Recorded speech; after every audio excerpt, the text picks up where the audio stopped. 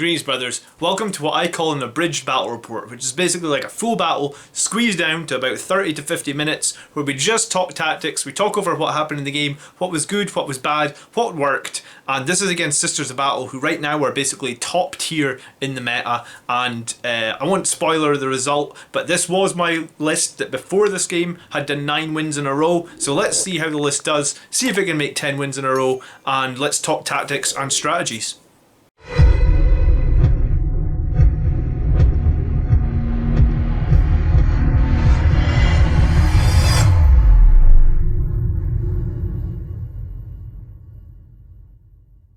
Now, focusing on the secondaries that I picked against Sisters of Battle, and I felt like this was a tough list to pick against, but we are going to take Oath of Moment because we know that we can usually score 10 points from Oath. Usually we can not fail many morale tests, we don't have to fall back that often, we can usually kill a vehicle or character, and I mean he did have basically 4 low health vehicles in this list with just 10 wounds and like toughness 7.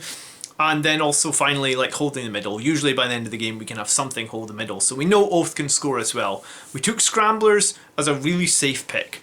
And the reason I often talk about taking Scramblers, it's just a safe way to get 10 without having to commit too hard to that secondary, right? So it gives us like an easy secondary to get 10 out of. We do have a unit of Phobos troops on the board. We do have guerrilla tactics. We do have deep striking Vanguard veterans with Upon Wings of Fire as well, so it's easy for me to score those 10 and not commit too many resources. So that was the logic behind Scramblers, and then the third pick was Assassinate, and against Sisters of Battle, especially against a 5 character list, he kind of made this easy for me because all of his characters are going to be in toughness 3, which means with our +1 to wound from Red Thirst, we're pretty much going to wound any of them in melee combat on 2s 100% of the time. So having a bunch of basically toughness 3 characters meant that I should pick Assassinate. I think some people in the chat during this match actually thought maybe I should have taken Domination and gone heavily on objectives, but here's the thing, against the Sisters of Battle list with so many threats, right, his list has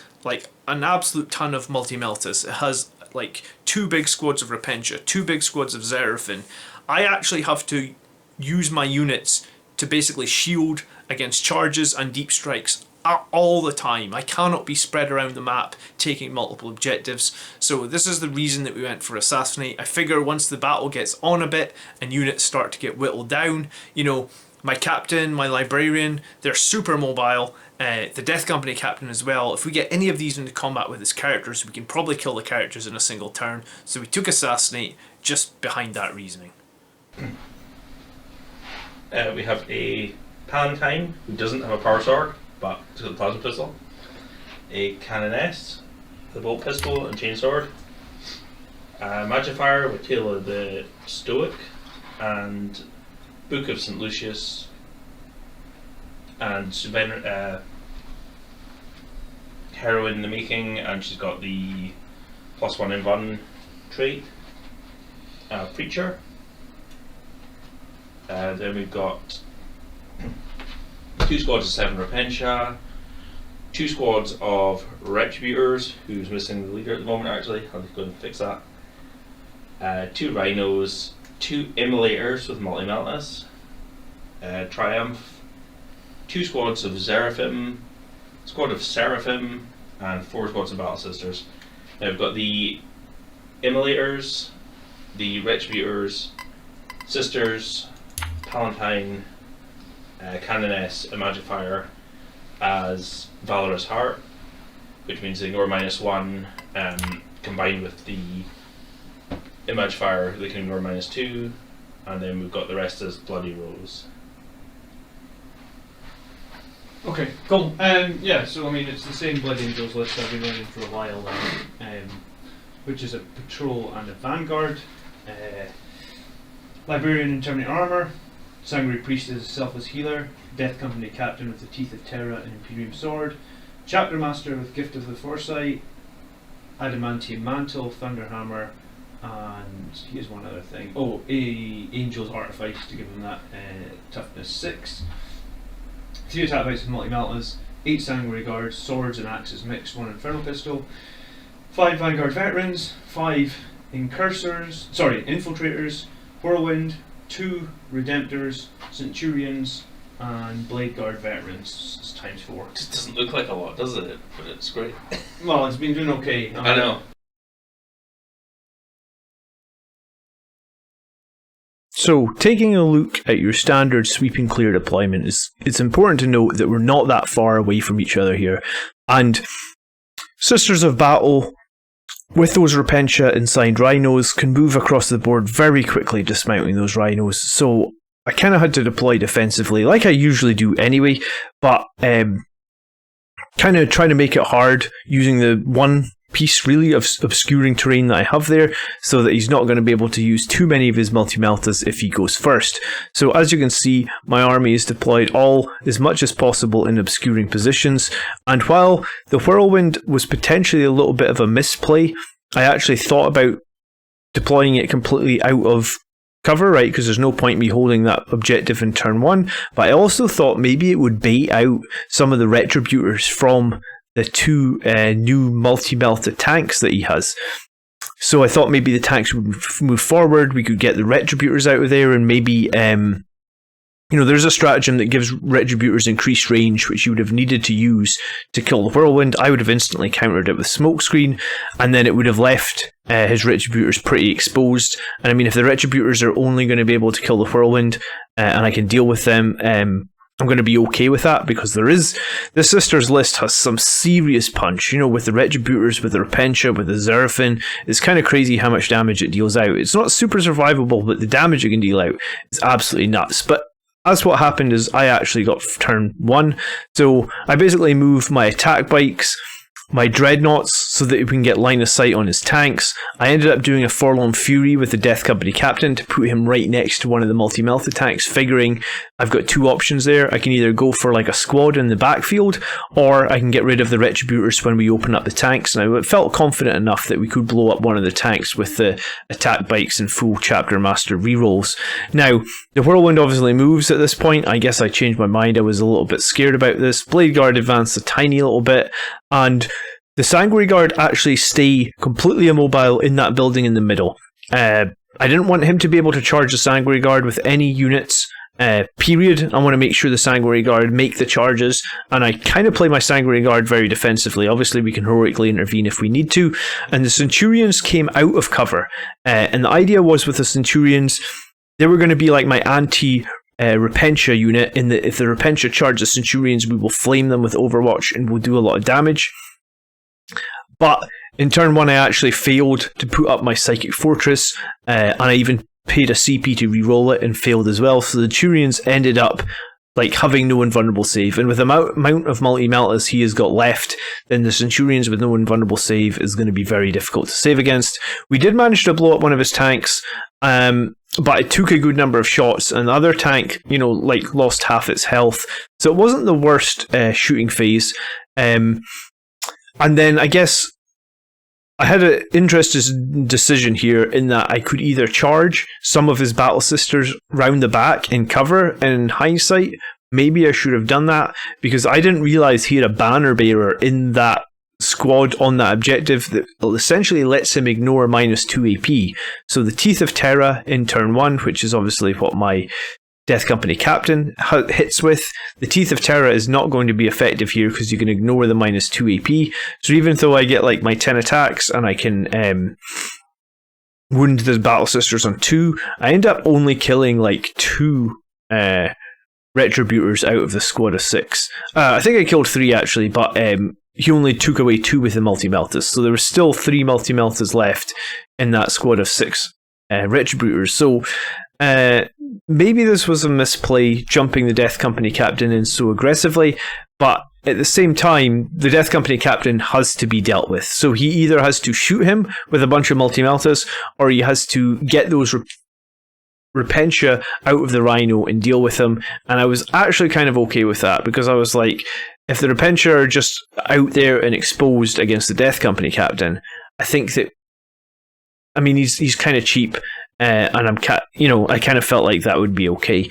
Anyway, he fell back his multi-melta troops that were in contact with the Death Company Captain, and he unloaded the other transport that had the other Retributor squad in it, to get some revenge here for sure. And he actually paid 2 CP, so the multi-meltas that fell back were able to shoot the Death Company captain.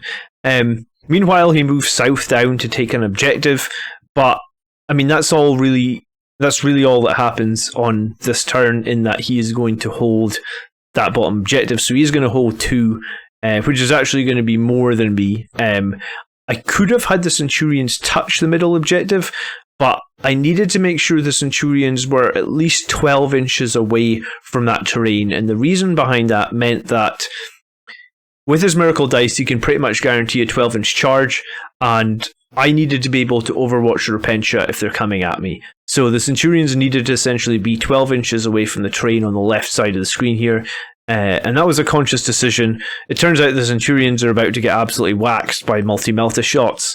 I didn't get the Psychic Fortress up, so they actually died, but in reviewing the video and making this battle report, it turns out I didn't roll any 5s on their saves either. So the Centurions, I believe, got hit with like 7 multi-meltas, and we made like 1 save, so it took 6 through, and then the damage, and they were actually within range of the Sanguinary Priest. He's hiding in that building as well, so we had our 6+ feel no pain, but it didn't matter. The Centurions they essentially got deleted, so kind of sad. I mean, I feel like 7 multi-melta shots against the Centurions with a 5-up save, you would expect maybe.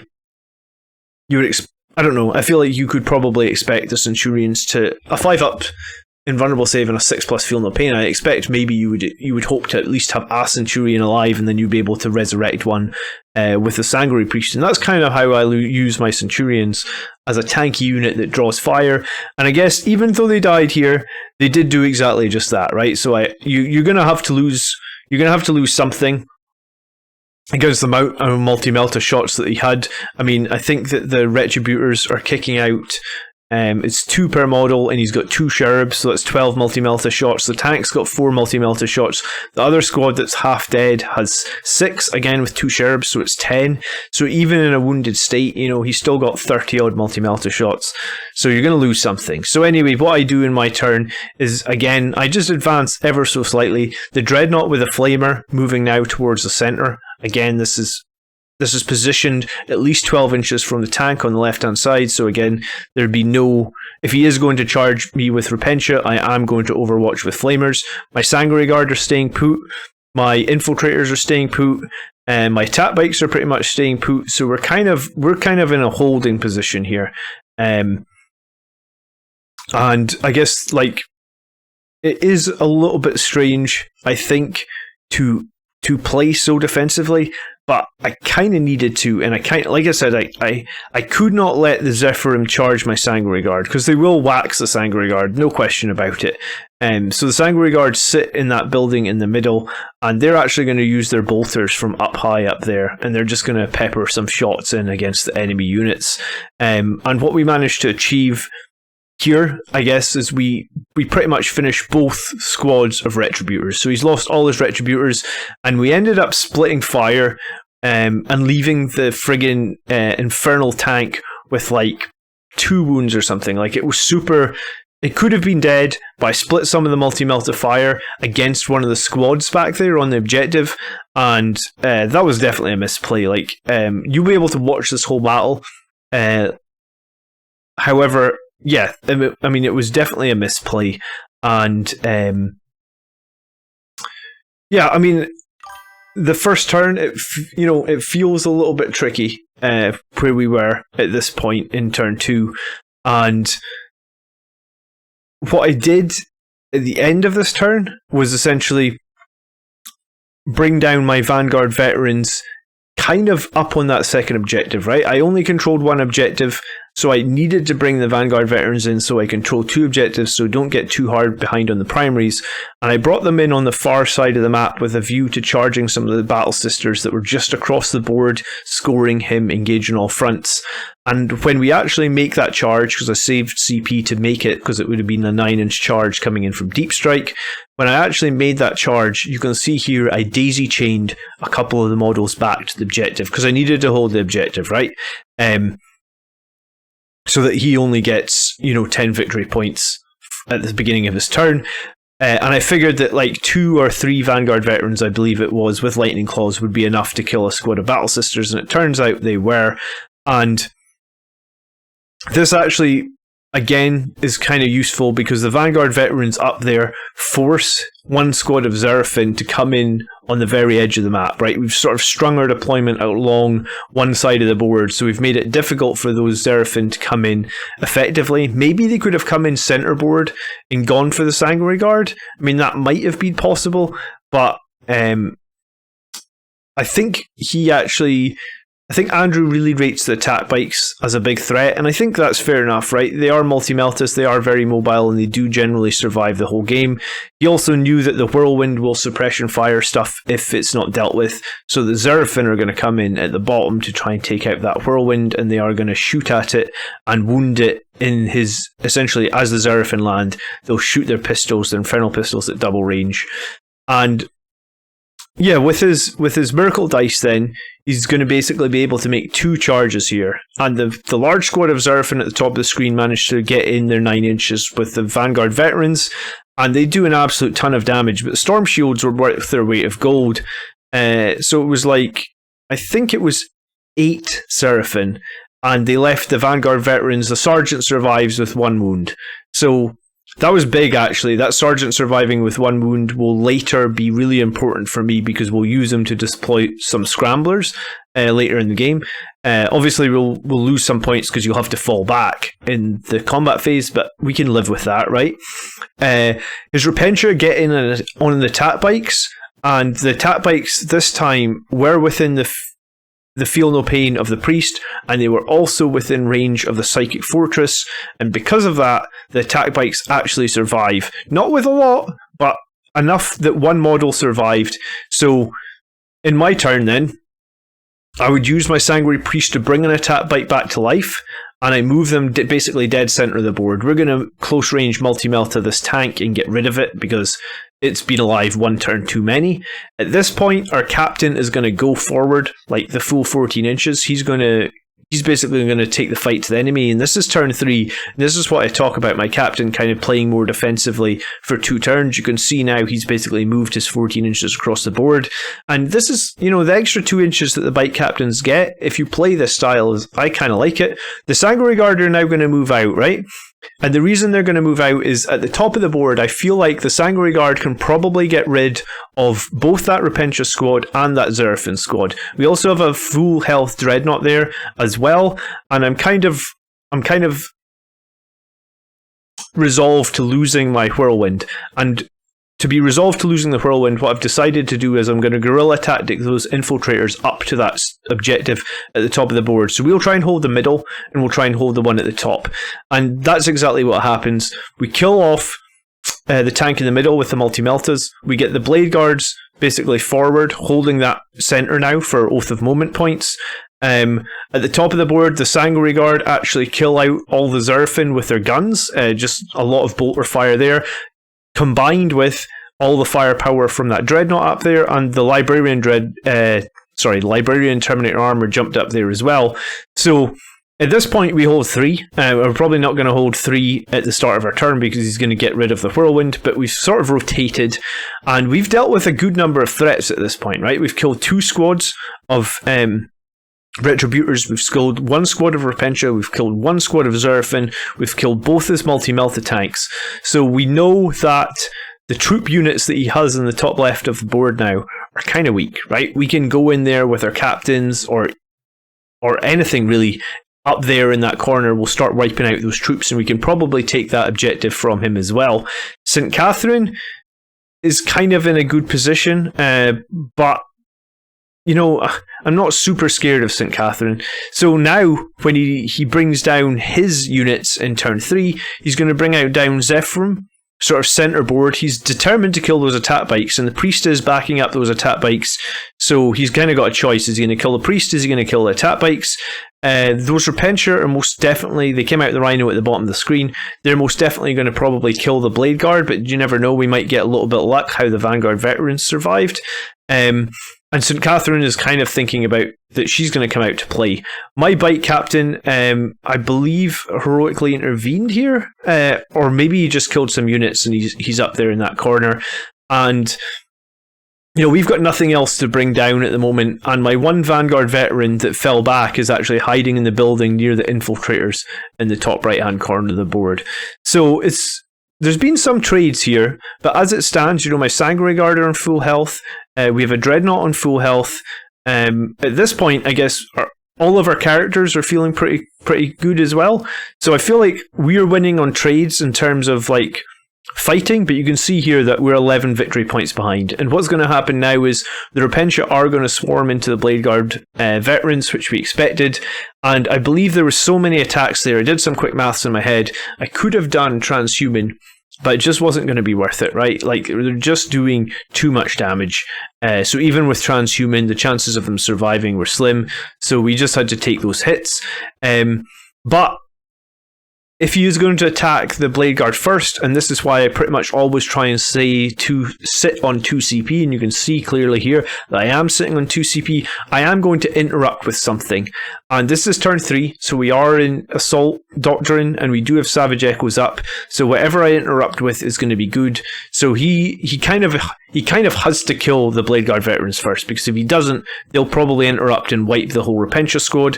So then that gives me an option. Do I interrupt with my attack bikes, who are going to get 4 attacks each, or do I interrupt with my Sanguinary Priest, who's only going to get 6 attacks, but he is going to hit on 2s, and he is going to wound on 2s as well. So what we do is, we 100% interrupt with our Sanguinary Priest. And the Sanguinary Priest kills enough of his Zerfin, with his -2 chainsword, obviously, because it's turn 3, that he then has to put all the remaining attacks from the Zerfin into the Sanguinary Priest to kill him off, leaving my bikes quite alive, and my bikes attack back, and that squad of Zerfin is actually reduced to just 2 models. So this is why I always say holding on to 2 CP is so valuable, and this is actually going to come back to haunt Andrew in a minute, because I actually said to him, like, so how many CP have you got left? And he's like, oh, I've got none now. And I was like, you should, if people have no CP against Blood Angels in like turn 3, 4, and 5, I actually think, I'm rubbing my hands in glee, because these are the turns that we can do absolutely the most damage, and if you don't have to worry about enemy having CP to interrupt you, then you can make charges all over the map. So now it's my shooting phase, and I mean, I was feeling like we made good trades. There's not too much more coming in terms of Deep Strike. Well, there's nothing else he's got coming in from Deep Strike, so just what is on the board at this point is what is on the board. And in my shooting phase, we decided to, fall back to attack bikes, because obviously, like, we don't need to let them die to the power swords of the Zerfin. We'll get that Dreadnought sort of moved up towards center board. He's only taken 1 wound, so he'll be pretty useful for holding the center for the rest of the game. The Sanguinary Guard are going to make a big leap across the center board towards St. Catherine, and I think they were feeling pretty confident. I had Assassinate here, and there was a lot of characters at the back of the board that I really wanted to get after. So my Chapter Master on the bike, he made a solid move round those pipes, I guess, round the back of the train, looking for some of the enemy characters, and I kind of figured if I charge those enemy characters at the back, I can probably end up with the captain or the Chapter Master being within 6 of the Sanguinary Guard, so we can get the Warlord rerolls and the +1 to hit, so that's really going to help for taking out St. Catherine, and we did just that. You can see here the Chapter Master makes a charge on his 2 characters that he's got in the back here, and they are obviously toughness 3 characters, so they don't have much chance against the re-rolling Thunderhammer that he has, and they both have a 4+ invulnerable save, but I mean, it's going to be 3 damage each, and we're only going to need to get 2 through to deal with that. Meanwhile, on the other side, we're actually going to have all the Sanguinary Guard. They're going to make the charge onto St. Catherine, and I did have 1 CP here, and again, I'd saved the CP for the charge re-roll because I felt like this was quite a pivotal moment, excuse me.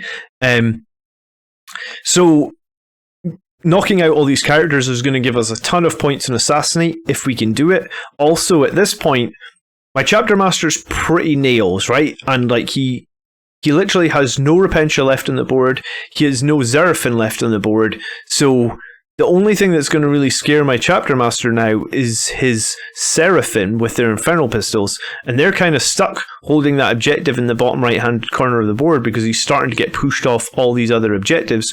And you can see that basically what happens is the Sanguinary Guard kill St. Catherine from full health in a single turn because they are right next to the chapter master. They do get that +1 to hit. They do get to reroll their ones. And then I just consolidated them into another one of his squads, right? I knew that the other squad was going to get to hit me, but it's just a squad of Battle Sisters. Sanguinary Guards are -1 to hit. And I figured if I consolidate in, then it gives him the difficult decision in his turn. Is he falling back? Which he kind of has to, right? And even if he does fall back, if he doesn't fall back more than 6 inches, then I will heroically intervene with the Sanguinary Guard. And that's the strength of the Sanguinary Guard right there. And this is why I often talk about trying to keep those Sanguinary Guard alive until the later stages of the game, because when the opponent are starting to whittle down, that's when the Sanguinary Guard come into their own. So hiding them in the building for like 2 turns, sometimes, you'll see me do this a lot in my games, but sometimes it can be totally worth it. Meanwhile, I guess my captain is engaged with his other character, and I mean, if he doesn't fall back the other character, the captain will 100% kill him next turn. So we get a decent amount of points here. But I guess Andrew does out-obsec me at the start of his turn here. So he actually gets a bit of a swing here with 15 points from holding 3 objectives while I only hold 2. So we are a little bit behind, but we do have points we're about to pick up from Assassinate. We do have scramblers that we can do with that 1 Vanguard veteran. You can see him top middle. He's moved out of the cover and he's moving towards the enemy deployment zone to do the scramblers. I guess, yeah, I mean, if he'd managed to kill that 1 Vanguard veteran, that might have been a problem, actually. The only other unit we had really that could do scramblers up there would have been the Sanguinary Guard. But what happens, as expected, is he tries to fall units back from the Sanguinary Guard, and I heroically intervene into that building up there and basically kill off the units that he tried to fall back because he wasn't able to get 6 inches away. So with that happening, I suppose I could have used the Sanguinary Guard to jump in and do the scramblers, but for turn 5, I couldn't let him score too many objectives, right? Because we're in a tough position here in that we didn't score too much at the beginning of the game in terms of controlling objectives, but we didn't really have an option. I mean, we could have maybe scored a little bit more aggressively, or we could have pushed objectives more aggressively in the beginning, but like the trades against the sisters, they're so difficult to make some of these trades. So because the trades are so difficult, I tend to try and prioritize winning those trades and then making up the points in the later turns. Because if you got more units on the board in the later turns, then you're going to score more points than the enemy. So up in the top right, he tried to fall back again from my Librarian, and my Librarian heroically intervened, and then we killed his units on the building top with the Librarian. So that was decent. Up in the other corner, my Dreadnought moved up there and made a charge against this Rhino that was trying to hold an objective, and then the Sanguinary Guard and the Chapter Master moved down and killed this other Rhino. So we actually got like a decent number of points here. We finished our scramblers for 8 points. It is 10, but we've added like 2 in previous turns to note that we did it twice. So we went up 8 points from scramblers. We went up 1 from Oath of Moment. We held on to 2 objectives. So we basically go up all the way to 60 points here. So this got us a little bit ahead, but there are still opportunities for Andrew to score here in this final turn. And it was close. He's in a tough place because he didn't actually manage to deploy scramblers in the center of the board. We kind of denied that, and if he had managed to deploy the scramblers in the center of the board, then he could have taken this game.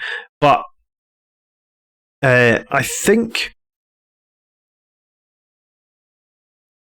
Oh, actually, he did score his scramblers. I'm sorry. I guess I got a little bit confused here at the end. This battle was a little while ago. So he scored his scramblers, and he scored 5 for his primaries because he just managed to hold on to 1. And he got up to 61 points, and then we held the middle at the end of the game, and we hadn't nothing had fell back, so we actually got up to 63 here at the end of the game. So it was just a 2-point victory, and definitely a hard-fought victory. I mean, we had a lot more units on the board at the end, but that isn't always the most important thing, right? Like, if you have a lot of units on the board at the end and you lose, that typically can tell you that you weren't efficient or you didn't play the mission well enough, right? So, a very, very close game against a very, very tough Sisters list. So hope that battle report showed you some of the tactics and strategies that I'm using against Sisters of Battle, and also to get great synergy out of my Blood Angels list. And I often talk about protecting the Sanguinary Guard, and I often talk about our Centurions a good unit to have in the list, and I think these two things are a conundrum, right? Like, because we could drop the Centurions and have 5 more Sanguinary Guard, which I really like, but the Centurions do always absorb a ton of firepower early in the game, and in this game, I feel like I was unlucky. If Psychic Fortress had gone off and with a slightly better roll, the Centurions would have definitely survived, and then we could have revived them, which is also super strong. But anyway, you know, that happened.